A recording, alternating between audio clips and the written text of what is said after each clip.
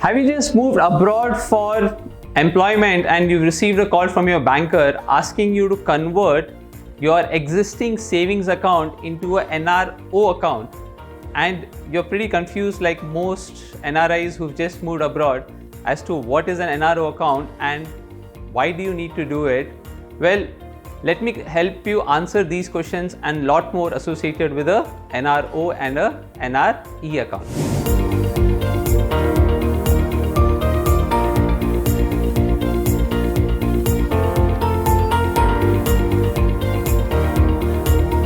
Hi, my name is Harshvardhan Dawar and I'm from Wealth Café. Through this YouTube channel, we share with you a lot of ideas that will help you make smart money decisions. And today the discussion is about an NRO and a NRE account. So when you are in India as a resident, you would have what is known as a regular savings bank account. And the day you leave India for employment or decide to shift abroad, you need to convert what your regular savings account was in India into what is known as a NRO or a non-resident ordinary account. The reason you need to do this is because as per the regulations laid down by RBI under the FEMA Act, any non-resident Indian cannot hold a savings bank account in India and they have to compulsorily convert it into what is known as a NRO account, and that is the reason you got a call from your banker asking you to convert your savings account into a NRO account. As a NRI, as a non-resident Indian, you have options of maintaining two accounts. One is what I've already told you, which is a NRO, non-resident ordinary account. And the second option you have is to also open a second account, which is known as a NRE, which is non-resident external account. As a non-resident Indian, you should be having both these accounts because both these accounts serve a certain purpose and they have to play a role in your investment portfolio accordingly. An NRO or a non-resident ordinary account is an account in which you receive all your India income. So the day you became a non-resident, all the investments that you had in India, the interest income and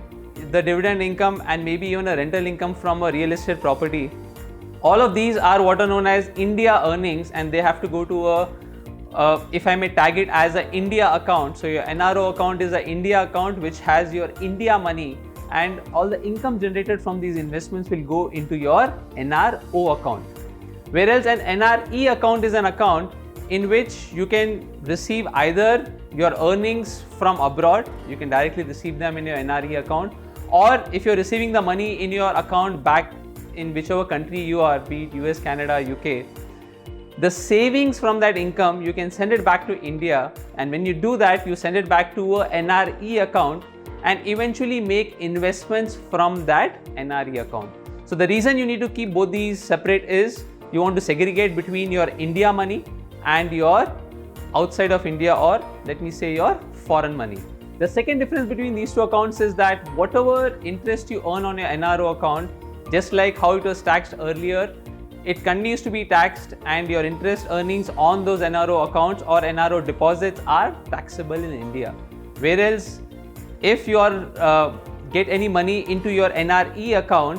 the earnings of interest on your NRE account or on NRE deposits, that is money from the NRE account, are tax-free in India. The reason they're tax-free is the government wants to encourage you to send foreign currency to India, which benefits the economy as a whole, and to encourage you to do that, there are no taxes in India on those earnings of those bank deposits that are linked to your NRE account. The third most important difference between these two accounts is that whatever money is in your NRO account, you cannot repatriate it back to your home country where you are today without taking care of certain compliances, meaning the money in your NRO account is not freely repatriable. There are certain rules, there are certain restrictions on the limits of how much can be done and how it can be done. You need to take care of those. It's not a big hassle, but still it needs to be taken care of. Whereas all the money in your NRE account is technically freely repatriable, meaning you can transfer as much as you want to the NRE account whenever you want, and you can take it back to your home country where you are based at from India without any restrictions, without any questions asked. And that is another reason why all the earnings that you have from abroad should come down to this NRE account. Now that you understand the difference between these two, what should you do with both these accounts, or what is the role these two accounts play in your portfolio? When you're a non-resident, you definitely are earning in foreign currency and saving a certain amount of money. It is always a good idea to send part of it back to India and invest it in the India market. If you're somebody who plans to come back a few years down the line, you know you have your savings and investments in India and you can access them immediately. Versus if you're somebody who doesn't plan to come back to India, maybe you want to settle abroad, in spite of that, it is still a good idea to allocate some money to India, because India has been such an attractive market for many years now, and the entire world is actually investing money in India given how well our economy is doing. And you, being a non-resident, have been given a free pass to continue to invest in India without any additional requirements, and you can take advantage of that by allocating a part of your portfolio for investing in India.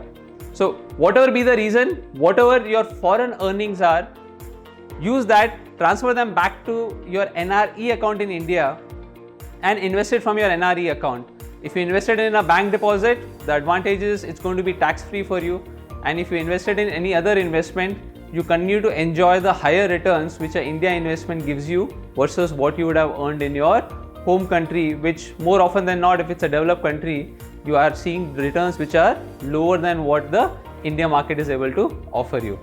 Your NRO account continues to keep or hold all the monies that you had the day you became a non-resident, and also it will continue to hold whatever earnings that you're making from those investments the day you became a non-resident. If you have any more questions on how you can use an NRO and NRE account to your benefit and how you need to manage your investments, we at Wealth Café, we are a SEBI registered investment advisors, and we have been advising scores of individuals, including non-residents, from Singapore, from India, from Dubai, from UK, from USA, and we'll be happy to answer any questions that you have, or even get into an engagement to help you manage your money and grow your wealth. If you have any questions, please leave them in the comments below or write to us at iplan@wealthcafe.in.